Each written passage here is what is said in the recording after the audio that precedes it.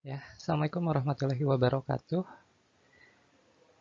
Kita sekarang masuk ke pertemuan ketiga ya, di mata kuliah Statistika Pendidikan. Jadi di pertemuan tiga ini kita akan membahas tentang penyajian data. Jadi di pertemuan awal kita sudah belajar tentang pengantar statistika, bagaimana hakikat dari statistika, bagaimana terkait dengan macam-macam statistik, ya, alat perbedaan antara statistik dan juga statistika. Dan di pertemuan kedua kita sudah belajar tentang populasi dan sampel, bagaimana macam-macam teknik pengambilan sampel dari berbagai metode yang bisa tentu kita adopsi dalam penelitian-penelitian yang menyesuaikan dengan karakteristik penelitian. Nah, sekarang kita akan belajar tentang penyajian data. Ya, tujuan dari materi ini adalah untuk memberikan pemahaman kepada mahasiswa dalam menyajikan data mentah yang diperoleh dari suatu populasi dan sampel menjadi data yang tertata dengan baik sehingga bermakna informasi bagi pengambilan keputusan manajerial. Nah, ketika kita ingin melakukan suatu penelitian, ya, tentu kita perlu yang namanya mengumpulkan data. Nah, dalam proses pengumpulan data, kita akan memperoleh data. Data yang kita peroleh adalah data mentah yang tentu belum bisa memberikan informasi. Supaya data tersebut bisa memberikan informasi, kita harus tampilkan data tersebut, kita harus sajikan data tersebut. Nah, di sini ya, kita misalkan memiliki input input data. Nah, input data ini biasanya disajikan dalam bentuk raw data. Nah, ini kan belum ada informasinya di dalam raw data ini. Ini yang disebut dengan data mentah, input yang ada di sini. Kemudian masuk ke dalam proses. Di sana ada manual elektronik. Manual elektronik ini dalam artian kita mengubah input ini ke dalam output. Nah, penyajian data ini adalah outputnya. Misalkan kita sajikan dalam bentuk tabel, grafik, diagram, ataupun gambar. Sehingga informasi yang kita sajikan kepada audiens ataupun pembaca itu akan memberikan nilai yang lebih bermakna, informasi yang dapat memberikan dampak untuk pengambilan keputusan bagi manajerial. Selanjutnya ya, ini tadi kita sudah belajar tentang pengertian statistika dan sekarang kita akan masuk ke penyajian data. Dan di sana ada bagaimana penyajian data yang ditampilkan atau disajikan dalam bentuk narasi atau tekstuler, kemudian data yang disajikan dalam bentuk tabel atau tabulasi seperti distribusi frekuensi, dan terakhir adalah data yang disajikan ya dalam bentuk grafik. Nah, kita akan belajar tentang itu di pertemuan kali ini. Ya, untuk yang pertama, penyajian data tekstuler atau narasi. Nah, penyajian data tekstuler atau narasi ini menyajikan hasil pengolahan data dengan menggunakan kalimat. Ya, ketika kita mendengar namanya narasi, ya berarti ini kita deskripsikan data tersebut secara kualitatif. Nah, kita memperoleh data, kita sajikan data tersebut secara kualitatif sehingga memberikan informasi. Misalnya di sini kita punya data mentah ya, data mentah terkait dengan persentase. Nah, bagaimana kita ingin di sini data terkait dengan penderita penyakit di suatu kota ya yang tentunya ada di anak sekolah dasar yang tinggal di suatu wilayah perkotaan ya, atau tinggal di suatu wilayah pinggiran ya dekat pantai, dan ini yang diambil di sini adalah yang orang tuanya dia berprofesi sebagai nelayan gitu. Nah, data tersebut misalkan kita menyajikan survei dan kita menelusuri melalui angket dan kita peroleh data. Ada sekian orang ya yang dia berusia di jenjang pendidikan sekolah dasar dan dia sebagai ada di wilayah nelayan, ternyata dia memiliki penyakit Y gitu ya. Nah, bagaimana kita menyajikannya? Nah, ini salah satunya kita bisa sajikan dalam bentuk deskriptif narasi. Misalkan sejumlah 90% penderita penyakit Y di kota X anak usia sekolah dasar tinggal di daerah nelayan. Nah, ternyata orang paling banyak, misalkan 90% dari orang yang menderita penyakit Y ini, dia tinggal di nelayan. Nah, ini disajikan datanya dalam bentuk narasi atau tekstuler. Kemudian data lainnya yang disajikan dengan bentuk tekstuler atau narasi. 3 di antara 7 peserta penyuluhan kesehatan tentang penanggulangan DB adalah kader kesehatan. Ya, ini disajikan dalam bentuk tekstuler. Apalagi contohnya? Ya, ini terkait dengan penyajian tabel, ya. Ya, contoh yang selanjutnya adalah data yang disajikan dalam bentuk tabel. Nah, ini akan menyajikan hasil pengolahan data dengan menggunakan tabel dari yang sifatnya sederhana menuju tabel yang sifatnya kompleks gitu ya. Penyajian informasi dalam bentuk angka dengan menggunakan format baris dan juga kolom. Ya, tahu ya bedanya antara baris dan kolom. Baris itu ke bawah gitu ya. Ini baris, sedangkan kategori, frekuensi, presentasi deretannya itu adalah kolom. Nah, untuk melakukan penyajian data dalam bentuk tabel, kita bisa menggunakan yang namanya tabel frekuensi. Nah, ingat di dalam tabel ini harus ada yang namanya nomor tabel. Kemudian ada judul tabel. Ya. Kemudian ada informasi, ya. Ini sumber datanya dari mana? Ada informasinya yang diberikan. Ini bagaimana teknik penulisan data. Jadi jangan sampai kita membuat tabel tapi nggak ada data tersebut kita peroleh dari mana. Selanjutnya jumlah data. Jumlah data nanti misalkan di sini diberikan informasi jumlah data dalam kurung N sama dengan seberapa. Itu ada informasi yang harus diberikan. Nah, kemudian macam-macam tabel ya, menurut fungsinya ada master tabel atau tabel induk ya. Kemudian ada tabel distribusi frekuensi. Tabel distribusi frekuensi dibagi dua. Ada frekuensi relatif, ada frekuensi kumulatif. Kemudian ada tabel silang atau cross tabulasi. Kemudian untuk jenis-jenis tabel silang ya ada 3 macam jenis tabel silang. Ada tabel satu arah, ada tabel 2 arah, ada tabel 3 arah. Ada one way table adalah tabel yang hanya terdiri dari satu kategori atau karakteristik data saja. Misalkan data jalan tol. Data jalan tol itu hanya berisi data tentang panjang jalan tol saja di dalamnya. Dia tidak memiliki karakteristik lain. Itu yang disebut dengan one way table. Kemudian ada two-way table. Two-way table ini adalah tabel yang menunjukkan dua kategori atau dua karakteristik data. Nah, ini menurut panjang dan nilai investasi. Misalkan data jalan tol. Berdasarkan ada data panjangnya, ada data investasinya. Kalau misalkan panjangnya sekian, berarti nilai investasinya sekian. Tentu akan berbeda. Itu adalah two-way table. Karena dia terdiri dari dua kategori. Kategori panjang dan kategori nilai investasi. Kemudian ada three-way table. Ya. Tabel 3 arah. Nah, tabel 3 arah ini menunjukkan 3 kategori atau 3 karakteristik data. Nah, di dalamnya ada panjang, ada nilai investasi, dan terakhir ada yang namanya investor di sana. Ya, tentu misalkan antara yang panjangnya jalan tol yang dia memiliki panjang lebih tinggi atau lebih besar gitu ya, itu dia akan memiliki nilai investasi yang lebih besar pula. Dan nanti bisa disisipkan di sana investornya siapa yang memberikan data tersebut.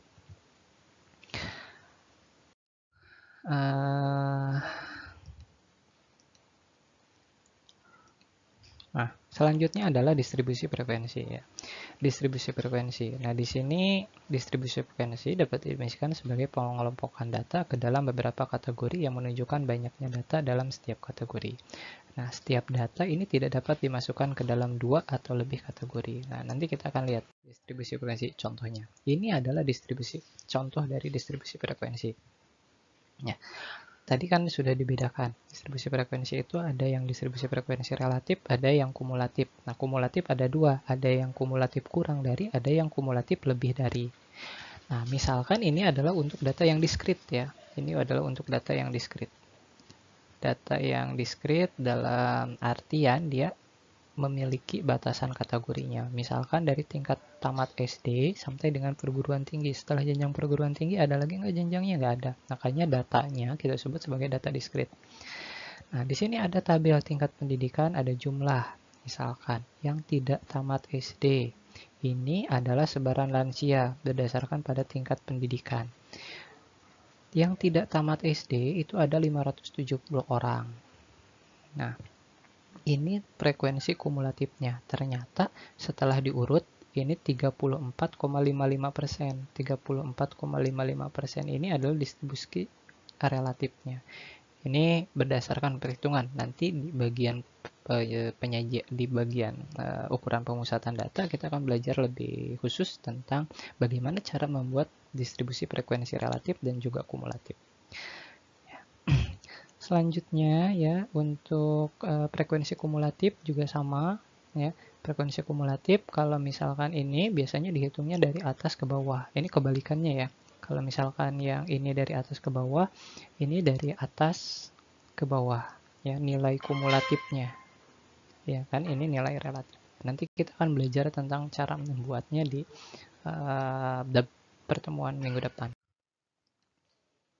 Nah, ini adalah tabel distribusi frekuensi data kontinu.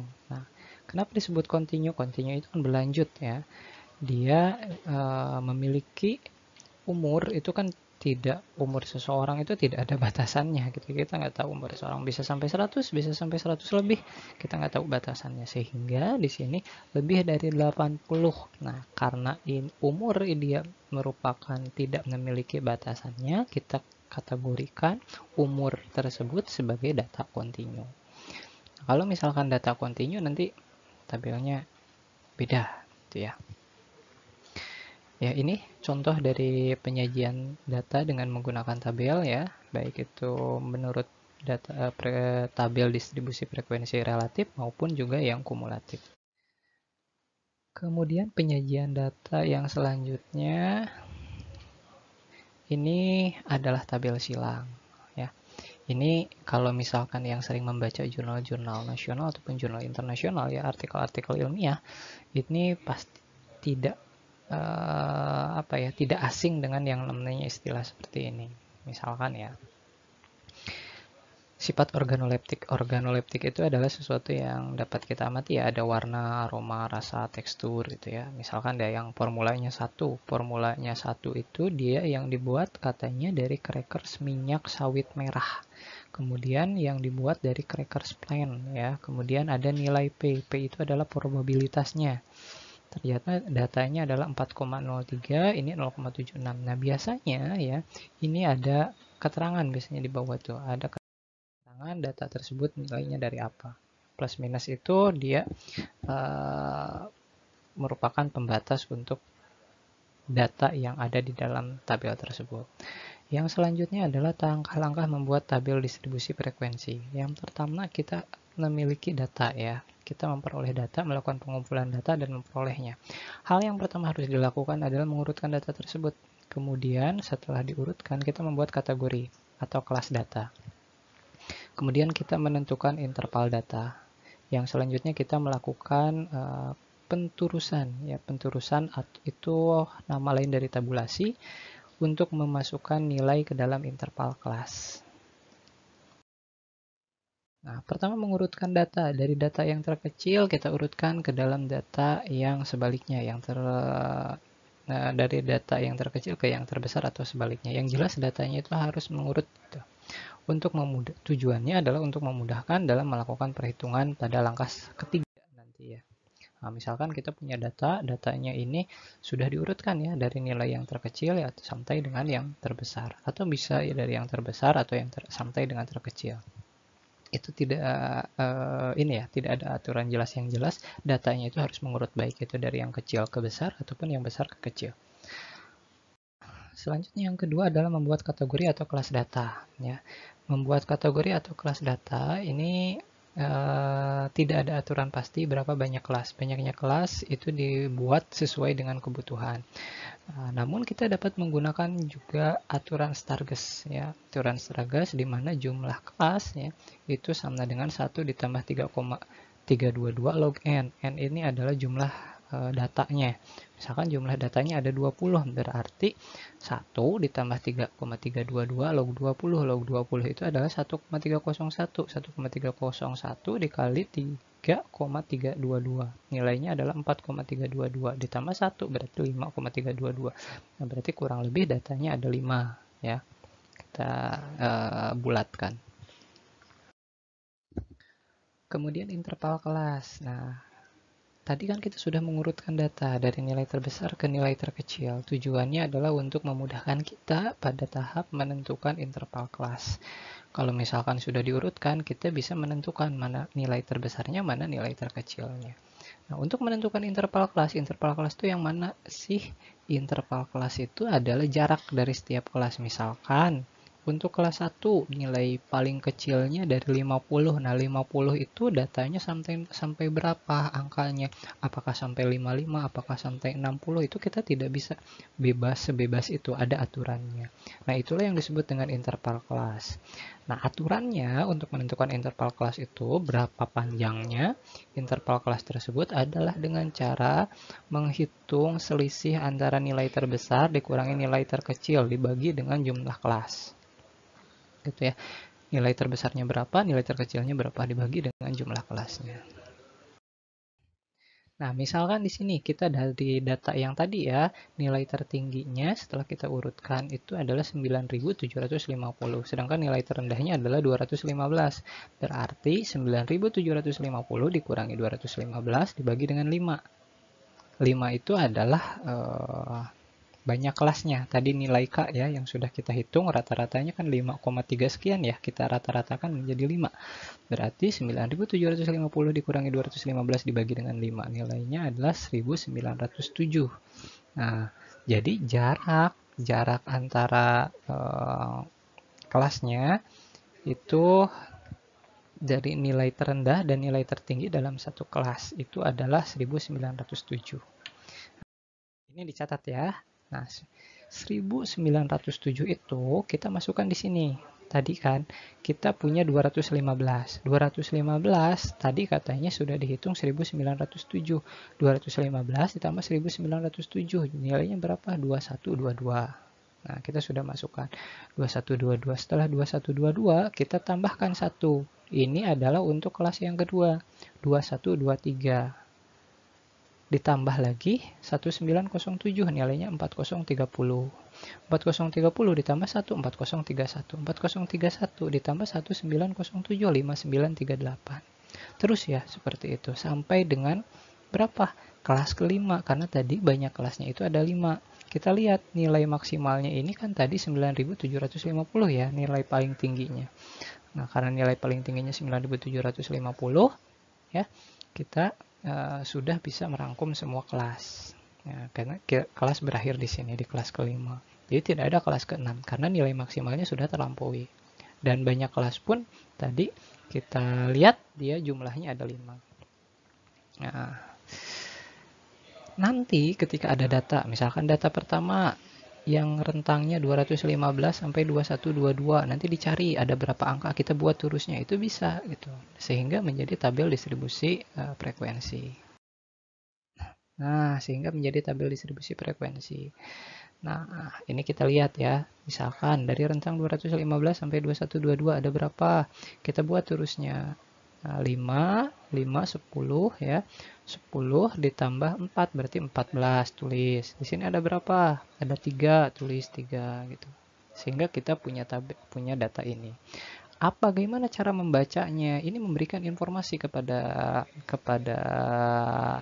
stakeholder bahwa pada data yang di kelas 1 dengan nilai angka 215 dan 2122 itu dia memiliki kelas paling banyak ditempati ya, karena jumlahnya ada 14 di data tersebut, ada 14 data gitu. Sedangkan untuk yang kelas 3 sampai kelas 5 yang angkanya dari 4031 sampai 9754 ya, dia hanya memiliki satu data saja. Itu informasinya. Kemudian ada yang namanya batas kelas, adalah nilai terendah dan tertinggi ya. Batas kelas dalam sebuah interval kelas terdiri dari dua macam. Misalkan batas kelas bawah kemudian adalah nilai terendah dalam suatu interval kelas. Kemudian ada batas kelas atas, nilai tertinggi dalam suatu interval kelas. Nah, kita lihat ya. ini adalah batas kelas ya. Tadi batas kelas bawah dan batas kelas atas. Jadi di sebelah kiri ini adalah batas kelas bawah ya. Kalau dari pengertian kan kita agak rumit ya membacanya, tetapi kalau dari contoh oh iya, terlihat ya bedanya. Dan kita bisa membedakan dengan sangat mudah. Kalau batas kelas bawah itu yang sebelah kiri, Pak. Kalau yang batas kelas atas itu dia yang sebelah kanan. Tuh. Kemudian ada yang namanya nilai tengah. Nah, nilai tengah itu apa? Tanda atau perinci dari suatu interval kelas dan merupakan suatu angka yang dapat dianggap mewakili suatu interval kelas. Nilai tengah kelas berada di tengah-tengah pada setiap interval kelas. Wah, pusing juga Pak kalau membacanya. Nah, caranya untuk menentukan nilai tengah ya, 215 ini ditambah dengan 2122 dibagi dengan 2. Nah, kita dapat 1168,5. Ini adalah nilai tengahnya. Yang ini bagaimana cara mencarinya, Pak? 2123 ditambah 4030 dibagi dengan 2. Nah, nilainya 3076,5. Ini adalah nilai tengahnya dan seterusnya. Itu untuk mencari nilai tengah.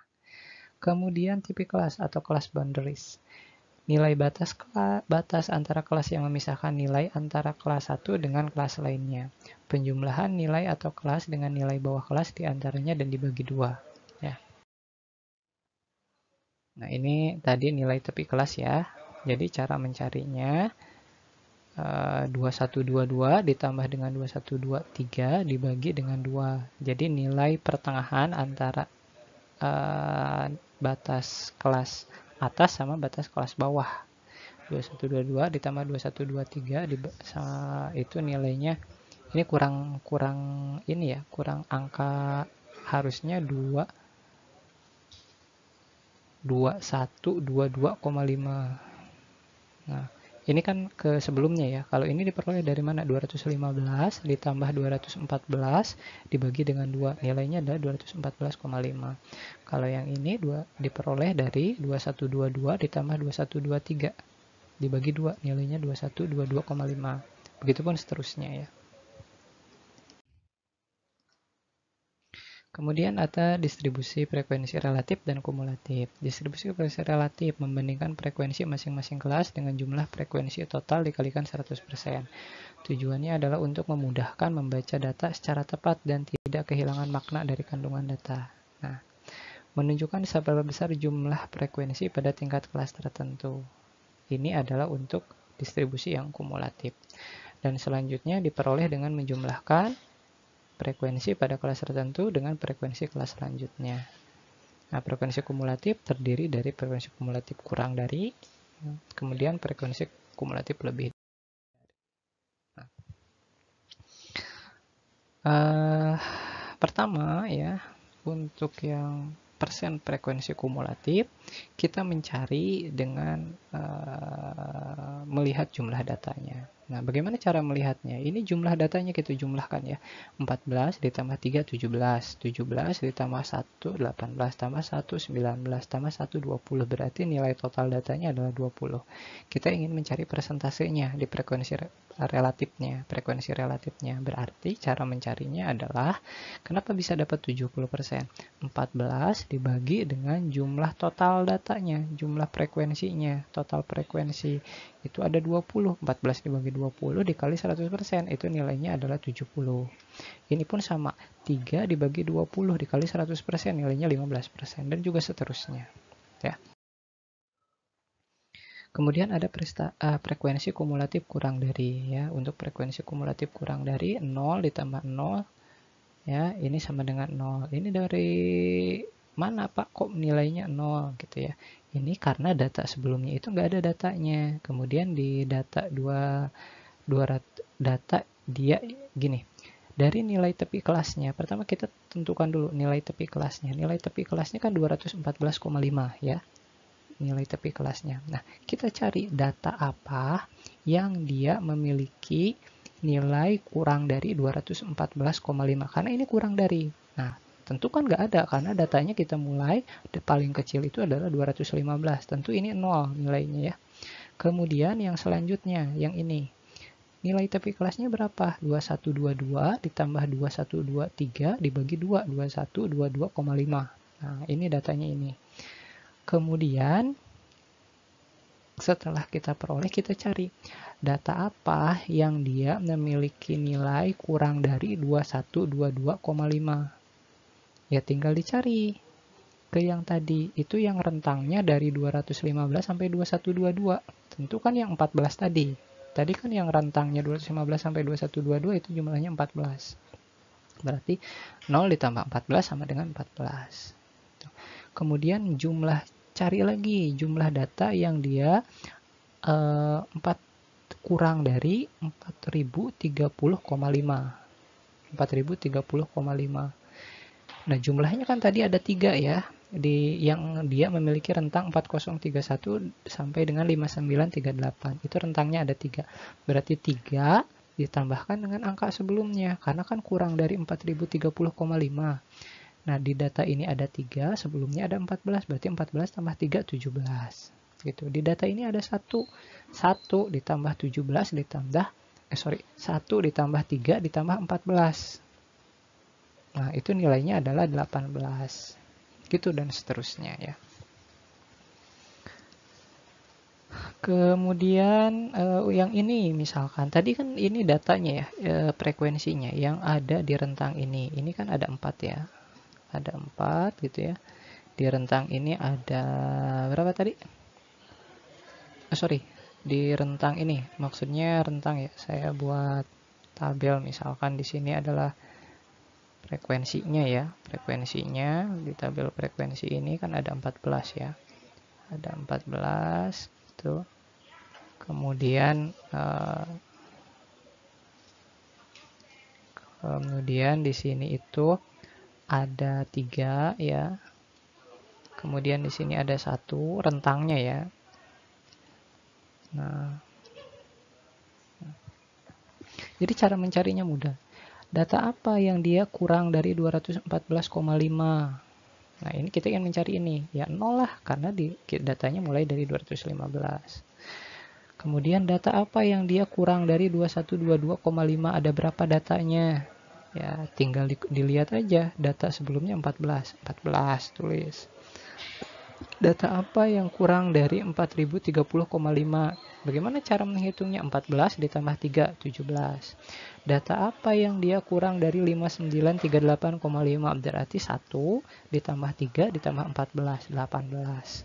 Data apa yang kurang dari 7846,5? Berarti 1 ditambah 1 ditambah 3 ditambah 14, nilainya 19.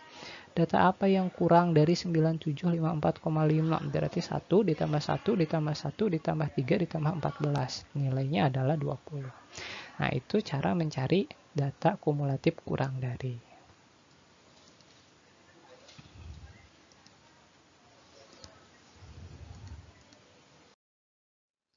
Nah, sekarang frekuensi kumulatif lebih dari. Ya, untuk yang frekuensi kumulatif lebih dari ini kebalikannya. Tadi kan kita mencari nilai tepi kelasnya ya, nilai tepi kelasnya. Nah, kita sudah menentukan nilai tepi kelasnya. Kalau lebih dari itu, berapa jumlah data yang dia memiliki nilai lebih dari 214,5? Tadi kan jumlah keseluruhannya sudah kita cari ya. Itu ada 20. Karena kan ini 14. Ya, ini 14 ya. Kemudian ini ada 3 ya, ini 3. Kemudian ini 1, di rentang ini ada 1. Data apa yang lebih dari 214,5? Berarti 14 ditambah 3 tambah 1 tambah 1 tambah 1. Nilainya berapa? 20. Data apa yang dia lebih dari 2122,5? Berarti 3 ditambah 1 ditambah 1 tambah 1. Nilainya 6. Kenapa 14 nggak ikut, Pak? Karena 214 ini adalah banyaknya data yang nilainya kurang dari 2122,5. Sedangkan yang di sini frekuensi kumulatif lebih dari, dia itu nilainya yang dicari adalah lebih dari 2122,5. Jadi yang 14 ini nggak dibawa gitu, nggak dimasukkan. Kemudian data apa yang dia memiliki nilai lebih dari 4030,5? 4030,5. Berarti kan untuk 4030,5 itu ada 1, 2, 3. Tulis 5938,5 berarti ada 2. Data apa yang lebih dari 7846,5 ada 1. Data apa yang lebih dari 579754,50. Udah ya, ini adalah frekuensi kumulatif lebih dari.